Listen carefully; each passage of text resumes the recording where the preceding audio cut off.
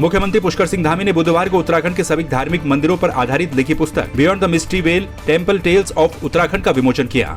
पुस्तक 1980 बैच की retired IAS अधिकारी आराधना जौहरी के द्वारा लिखी गई।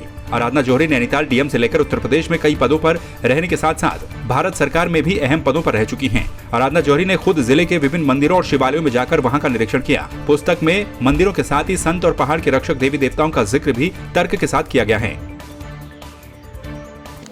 देखिए, मैं उस टॉपिक पर लिखती हूँ जिसमें मुझे रुचि होती है और इसकी अंडरलाइंग थॉट ये है कि हमारी जो संस्कृति है उसको प्रिजर्व करना।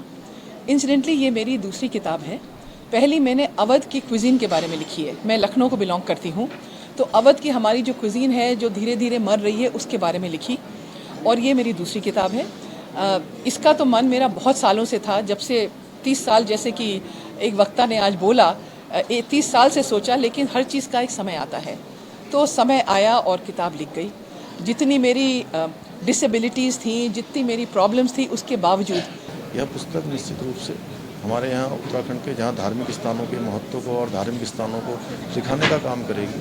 हमारे यहाँ पर उत्तराखंड राज्य के लिए एक यह पुस्तक आगे आने वाले पर्यटन के क्षेत्र में, जहाँ केदारखंड और मानसखंड दोनों क्षेत्रों को उन्होंने पूरे समान रूप से दिखाने का काम किया है। हमारे लिए, हमारे राज्य के लिए यह पुस्तक आने वाले जो हमारे तीर्थाटन के क्षेत्र में, धार्मिक पर्यटन के क्षेत्र में आने वाले लोग हैं, उनको भी प्रेरित करेगी और उनको एक गाइड का भी काम करेगी। मैं पुस्तिका की लेखिका आराधना जौहरी जी को बहुत बधाई देता हूँ, शुभकामनाएं देता हूँ। धामी सरकार ने मानसखंड कॉरिडोर जैसी महत्वपूर्ण योजना का काम शुरू कर दिया है। सब कुछ योजना के मुताबिक रहा तो भविष्य में कुमाऊं के मंदिरों, पर्यटन स्थलों की तस्वीर और तकदीर दोनों बदल जाएंगी। खुद मुख्यमंत्री पुष्कर सिंह धामी ने मानसखंड योजना के बारे में मीडिया से जानकारी साझा करते हुए कहा कि मानसखंड योजना के लिए हमने 3 चरणों में योजना बनाई है, जिसमें पहले चरण पर काम शुरू हो गया है। जल्द ही योजना पूरी होगी। नहीं, उसके लिए हमने 3 चरणों में हमने योजना बनाई है और पहले चरण में हमने काम करना शुरू कर दिया है। प्रत्येक जिले से हमने पहले चरण में लिया है, कहीं पर 5 लिए हैं, कहीं पर 7 लिए हैं, 8 लिए हैं। इस प्रकार से उसकी एक रचना बनाई है। उसी रचना के अनुसार जल्दी पूरा करेंगे, क्योंकि ये हमारा संकल्प पत्र भी है और अपने संकल्प पत्र के आधार पर हम आगे बढ़ रहे हैं। सरकारी नौकरियों में अनियमितताओं का आरोप लगाते हुए कांग्रेस जनों ने सचिवालय कूच किया। इस दौरान कांग्रेस के प्रदेश अध्यक्ष और नेता प्रतिपक्ष भी मौजूद रहे। इससे पहले सभी कांग्रेस जन राजीव भवन में एकत्रित हुए। उसके बाद पैदल मार्च निकालते हुए ग्रुप चौक से होते हुए सचिवालय की ओर बढ़े, लेकिन पुलिस ने कांग्रेस कार्यकर्ताओं और नेताओं को सचिवालय से पहले सुभाष रोड पर बैरिकेडिंग लगाकर रोक दिया। इससे गुस्साए कांग्रेसी बैरिकेड के ऊपर चढ़ गए और सरकार के खिलाफ नारेबाजी करने लगे। केवल निरस्तीकरण कोई उपाय नहीं है। पूरे स्टेट की भर्तियों की जांच होनी चाहिए और संबंधित विभाग के मंत्री को इस्तीफा देना चाहिए। जब तक मंत्री अपने पद पर बने रहेंगे तब तक वो जांच जो है वो निष्पक्ष नहीं हो सकती। दूसरा, अभी वीडियोस की भर्ती, वीडियोस की भर्ती जो हुई है उसमें देखा गया है कुछ विशेष कोचिंग सेंटर्स के स्टूडेंट्स निकले हैं। एक ही परिवार के 2 भाई बहन भी, भाई भी निकले हैं, तो उसकी भी जाँच होनी चाहिए। और हम लोग बेरोजगार संघ के संग इस समय आंदोलनरत हैं। पुलिस भर्ती में भी इसी तरीके के आशाएं हो रही हैं कि इसी तरीके का कुछ होगा। और अगर ये बात सरकार नहीं मानती, धामी सरकार नहीं मानती, मंत्री जी इस्तीफा नहीं देते, तो ये मामला विधानसभा में भी उठेगा, विद सबूत के उठेगा। और हम बेरोजगार संघ के साथ इसी तरीके से आंदोलन को और बढ़ाएंगे और ये आंदोलन सड़कों पर इसी प्रकार से चलते रहेंगे। हमारी मांग है, कांग्रेस की मांग है कि नष्ट चयन सेवाएं द्वारा जो विगत वर्षों में और आज जो भर्तियां हुई हैं, जो नियुक्तियां हो रही हैं, जो नतीजे आए हैं, उसकी जांच CBI से होनी चाहिए या रिटायर्ड जज से उसकी जांच होनी चाहिए। और मेरा मानना है कि दूध का दूध, पानी का पानी हो जाएगा और तस्वीर बिल्कुल साफ हो जाएगी। जो हमारे आरोप हैं उसमें सत्यता है। ये नौजवानों के भविष्य के साथ खिलवाड़ है। लगातार नौजवान मेहनत कर रहा है, परीक्षाएं दे रहा है, लगातार विभागवार परीक्षाओं में शामिल हो रहा है, लेकिन नतीजे उसके खिलाफ आ रहे हैं और चंद लोगों को बैकडोर से नियुक्तियां दी जा रही हैं। ये हमारा आरोप नहीं, हमारी सच्चाई है। इस बात को हम जनता के सामने लाना चाहते हैं और हमारी मांग है जो जायज़ है। राज्य सरकार उत्तराखंड के नौजवान साथियों को रोजगार देने में पूरी तरीके से विफल साबित हुई है और आयोगों के माध्यम से जो परीक्षाएं इस प्रदेश में आहूत की गई, उन परीक्षाओं में व्यापक स्तर पर भ्रष्टाचार हुआ है और हम चाहते हैं कि सरकार इसमें सीबीआई से जांच कराए और जो लोग दोषी उनके खिलाफ कार्रवाई करे। इस विषय को हमारे उपनेता भुवन कापड़ी जी ने सदन के अंदर भी उठाने का काम किया और आज उन्होंने आह्वान किया कि हम जो भर्तियों में भ्रष्टाचार हो रहा है उसके विरोध में सचिवालय कूच करेंगे। वह सचिवालय कूच भी हमने किया है और आगे भी ये संघर्ष लगातार जारी रहेगा। टिहरी के बिलंगना विकासखंड के सेमल्त गांव में जयप्रकाश कुकरेती ने अपनी माता के वार्षिक श्राद्ध के मौके पर भागवत और हरिवंश महापुराण कथा ज्ञान यज्ञ का आयोजन किया। इस दौरान अलग अलग प्रजाति के 21 फलदार पौधों का रोपण भी किया गया। खास बात ये भी रही कि रोपित पौधों को पितरों के नाम दिए गए ताकि पौधों को पनपाने और उनकी सुरक्षा के प्रति विशेष लगाव रहे। 60 नाली से अधिक की भूमि पर 500 से अधिक फलदार वृक्षों के इस बगीचे का नाम पत्रकार जयप्रकाश कुकरेती ने अपने स्वर्गीय पिता के नाम पर मुकुंद गार्डन रखा। जयप्रकाश कुकरेती का पर्यावरण के प्रति रुझान और संवेदनशीलता देखकर क्षेत्र के लोगों ने उनके कार्यों की जमकर प्रशंसा की। हमारे घर में पितरों के मोक्ष की प्राप्ति के लिए श्रीमद् भागवत महापुराण एवं श्री हरिवंश महापुराण के आयोजन के अवसर पर अपने पितरों की याद को अक्षुण्ण रखने के लिए कुकरेती परिवार के द्वारा फलदार वृक्षों का रोपण किया गया। 7 दिवसीय इस ज्ञान यज्ञ के अवसर पर व्यासपीठ पर विराजमान डॉक्टर जगदम्बा प्रसाद पैनुली जी व आचार्य गणेश प्रसाद शास्त्री जी तथा 7 वेद पाठों द्वारा मंत्रोच्चारण व ढोल नगाड़ों के साथ इन वृक्षों का रोपण किया गया। कुकरेती परिवार के लोगों ने संकल्प लिया है कि पितरों की याद में लगाए गए फलदार वृक्षों का संरक्षण एवं संवर्धन करेंगे ताकि इन फलदार वृक्षों को देखकर पितरों की याद ताजा हो सके। श्रीमद् भागवत महापुराण एवं हरिवंश महापुराण का दिव्य और भव्य आयोजन किया है, जिसके अंतर्गत अपने पितरों के लिए जिन्होंने सुंदर से फलदार वृक्षों को लगा करके पितरों को श्रद्धांजलि के रूप में समर्पण किया है, समर्पित किया है, ये बहुत ही अविस्मरणीय और प्रशंसनीय कार्य है, जिससे कि पितरों के लिए इससे बढ़कर के कोई पुरुषार्थ और इससे बढ़कर कोई पुण्य नहीं हो सकता है। राजकीय स्नातकोत्तर महाविद्यालय बेरीनाग के बीएड विभाग के छात्र छात्राओं का 9वें दिन भी शिक्षकों की मांग को लेकर प्रदर्शन जारी रहा। छात्र छात्राओं ने सीएम पुष्कर सिंह धामी और उच्च शिक्षा मंत्री धन सिंह रावत का कॉलेज परिसर में पुतला दहन कर राज्य सरकार और केंद्र सरकार के खिलाफ जमकर नारेबाजी की। छात्रों का कहना है कि पिछले 9 दिनों से यहाँ पढ़ाई पूरी तरह से बंद होने के बाद भी यहाँ पर शिक्षकों की नियुक्ति नहीं हो पाई। ये आंदोलन हमने 11 तारीख से ये आंदोलन शुरू किया है और आज तक हमें कोई भी ऐसा सुझाव नहीं दिया गया है सरकार की तरफ से और कॉलेज प्रशासन की तरफ से भी। और प्रिंसिपल सर, हम 11 तारीख से यहाँ आए हैं, प्रिंसिपल सर एक दिन कॉलेज नहीं आए हैं हमारे सुनने के लिए।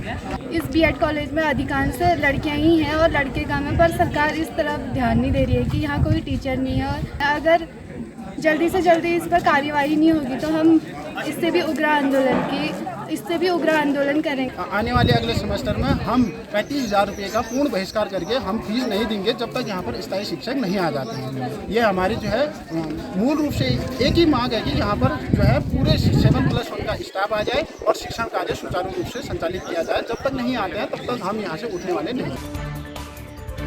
पौड़ी में विभिन्न विभागों को विकास कार्यों के लिए इस वित्तीय वर्ष 88 करोड़ का बजट जिला योजना के पटल पर रखा गया, जबकि पौड़ी के पड़ोसी 4 जिलों की जिला योजना की बैठक संपन्न हो चुकी है। दरअसल पौड़ी के लिए कैबिनेट मंत्री चंदन राम दास को प्रभारी मंत्री बनाया गया, लेकिन प्रभारी मंत्री के द्वारा जिला योजना की बैठक आयोजित नहीं किए जाने के चलते अभी तक विकास योजनाओं के लिए अवमुक्त होने वाली इस राशि को हरी झंडी नहीं मिल पाई। जिले के 33 विभागों ने करीब 88 करोड़ 4 लाख का बजट जिला योजना के पटल पर रखा। जिला नियोजन समिति का जो नियमित कार्य होते हैं, जो ऑनगोइंग वर्क्स होते हैं, उन सभी निर्माण कार्यों के लिए समस्त विभागों का जो पूर्व की जो देयताएं होती हैं उसके लिए धनराशि अवमुक्त कर दिया गया है। नवीन कार्य जो डीपीसी मीटिंग होने के पश्चात ही उसको हम लोग अवमुक्त करेंगे। उसके लिए माननीय प्रभारी मंत्री जी से पूर्व में समय लिया गया था, उनके द्वारा समय भी दिया गया था, किंतु उनका स्वास्थ्य संबंधी कुछ कारणों की वजह से आज की या 20 तारीख की जो बैठक थी वो संभव नहीं हो पा रही है। पुनः माननीय प्रभारी मंत्री जी से समय लिया जाएगा और समस्त निर्माण कार्य समय से पूर्ण करने का कार्य योजना पर कार्य किया जाएगा। टिहरी जिले के चंबा नगरपालिका के अंतर्गत वार्ड नंबर 6 के नगरवासियों ने अपनी पेयजल की समस्या के निराकरण को लेकर चंबा जल संस्थान कार्यालय में विभाग के खिलाफ नारेबाजी कर प्रदर्शन किया। नगरवासियों ने कहा कि चंबा में कई दिनों से पेयजल की आपूर्ति सही ढंग से नहीं हो पा रही है, जिस कारण उन्हें भारी दिक्कतों का सामना करना पड़ रहा है। पानी तब से नहीं आ रहा जब से ये नंदारा लगा, आजकल ही हाल ही में, तब से हमारे यहाँ बिल्कुल ही पानी नहीं आ रहा। अब ये हमें पता नहीं कि नंदारा किस टाइम लगा, कब लगा, कोई नोटिस नहीं आया हमारे लिए, न कुछ आया, हमें ये पता है ही नहीं। की आवश्यकता आज पड़ी है और मेरी नगर की जनता वार्ड नंबर 6 की यहाँ पर शिकायत लेके आई। उन्होंने मुझे अवगत कराया कि बहुत दिनों से उनके यहाँ पानी नहीं आ रहा है, करीबन 2 महीने से ऊपर की बात हो गई है और वास्तव में इन लोगों को कोई सूचना नहीं की गई। वहाँ पे लाइन इधर से उधर की गई, उसी के बाद ही इनके घरों में पानी नहीं आया। और आज हम अवर अभियंता जी से मिले, उन्होंने आश्वासन दिया है कि जल्द इस समस्या का निराकरण किया जाएगा। और अभी तो हमने वैसे एक सांकेतिक रूप में यहाँ पर आए हैं और अगर ज़रूरत पड़ी तो हम आगे इसको आंदोलन के रूप में व्यापक जिलाधिकारी महोदय से भी मिलेंगे, जो अधिशासी अभियंता उनसे भी मिलेंगे। बीते दिनों कोतवाली के बाहर रोड एक्सीडेंट में मारे गए मृतक के परिवार को इंसाफ दिलाने को लेकर ग्रामीणों सहित सामाजिक कार्यकर्ताओं ने कोतवाली के बाहर प्रदर्शन किया, जिसको लेकर प्रदर्शनकारियों पर रामनगर कोतवाल अरुण कुमार सैनी ने मुकदमा दर्ज किया था। इसके विरोध में दर्जनों लोगों ने रामनगर कोतवाल को हटाने को लेकर विभिन्न अधिकारियों को उपजिलाधिकारी के माध्यम से ज्ञापन सौंपा। एक पूरा मामला यह है कि जो सुरेश चंद्र जिनको 12 जुलाई को डंपर ने टक्कर मारी थी, उनकी मृत्यु हो गई।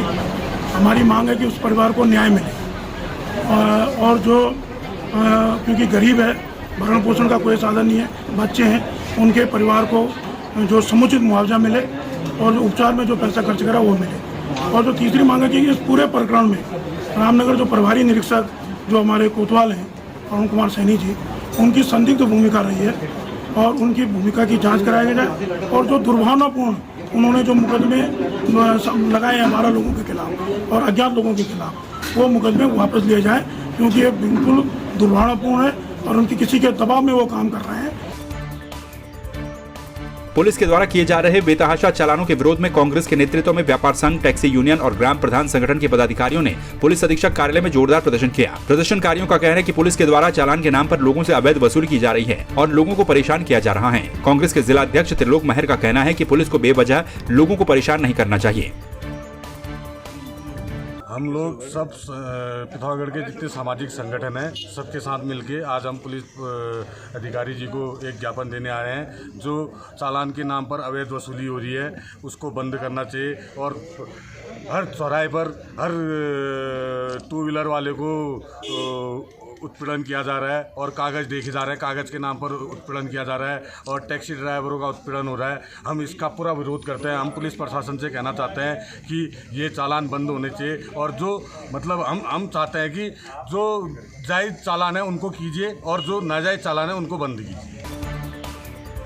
पिथौरागढ़ जिले के बंगापानी क्षेत्र में ग्रामीणों ने नेटवर्क और बिजली की समस्या को लेकर जिलाधिकारी कार्यालय में प्रदर्शन किया। ग्रामीणों का कहना है कि क्षेत्र के टांग, बिंदी, लोधी गांव के साथ ही अनेक गांव पूरी तरह से नेटवर्क विहीन हैं। यहाँ किसी भी प्रकार के संचार का कोई साधन नहीं है। ऐसे में अगर भारी बारिश से आपदा जैसे हालात होते हैं तो लोग एक दूसरे से संपर्क भी नहीं कर पाते और न ही प्रशासन तक इसकी सूचना पहुँचा पाते हैं। हम तहसील बंगापानी और ब्लॉक मुंशियारी के आपदा प्रभावित क्षेत्र से आए हुए हैं। सर, वहाँ पे जो टांगा क्षेत्र है, टांगा, बिंदी, लोधी, यहाँ पे नेटवर्क की बहुत बड़ी समस्या है। जैसे कि आप लोग को विदित है कि पिछले वर्ष वहाँ पे बहुत बड़ी आपदा आई हुई थी और वहाँ पे नेटवर्क बिल्कुल नहीं है, कोई भी सिम काम नहीं करता है। रात को यदि अचानक से भारी वर्षा आ गई तो हम एक दूसरे से कनेक्ट भी नहीं कर पाते हैं। तो कई बार ज्ञापन देने के बाद भी वहाँ पे कोई जो है उसकी सुध नहीं ले रहा है। दूसरी बात है सर विद्युत की। मान जाए भारी वर्षा होने के बाद लाइट चले जाए तो अलग बात है, बिना बरसात की लाइट चले जाती है और 7-8 दिन तक आती नहीं है। मीटर में थोड़ी सी लाइट जैसे आती है, बटन ऑन करते तो वो जलता भी नहीं है। तो महोदय, आपदा प्रभावित क्षेत्र से हम उतनी दूर से आए हुए हैं, हमारी मांगों को आज सुना जाए, यही हम जो है जिलाधिकारी महोदय से रिक्वेस्ट करते हैं, प्रार्थना करते हैं। मंगलवार को तहसील धनौल्टी में उप जिला अधिकारी लक्ष्मी राज चौहान की अध्यक्षता में तहसील दिवस आयोजित किया गया। इस दौरान विभिन्न विभागों की 13 शिकायतें दर्ज हुई, जिसमें 7 शिकायतों को उप जिलाधिकारी के द्वारा मौके पर ही निस्तारित किया गया। वहीं शेष सभी शिकायतों को 15 दिन के अंदर निस्तारण के निर्देश दिए गए हैं।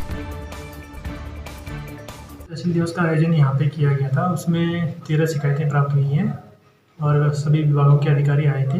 तो उन शिकायतों पे चर्चा के उपरांत 7 शिकायतों का निस्तारण मौके पे कर दिया गया। 6 शिकायतें हमारी अवशेष हैं जिनको संबंधित विभागों को भेज दिया गया है। उन्हें निर्देशित किया गया है कि 1 सप्ताह के अंदर उन शिकायतों का निस्तारण करके हमें अवगत कराएंगे और साथ ही जो शिकायत करते हैं उनको भी अवगत कराएंगे। जो कैंपटी क्षेत्र में वहाँ के लिए हमारी एक कमेटी का गठन किया गया था पहले, उनके द्वारा वहाँ पे चिन्हीकरण की कार्रवाई लगभग कंप्लीट कर ली गई है और जो हमारी टीम है वो वहाँ पे शीघ्र ही उस चिन्हित अतिक्रमण को हटाने की कार्रवाई भी प्रारंभ करेगी।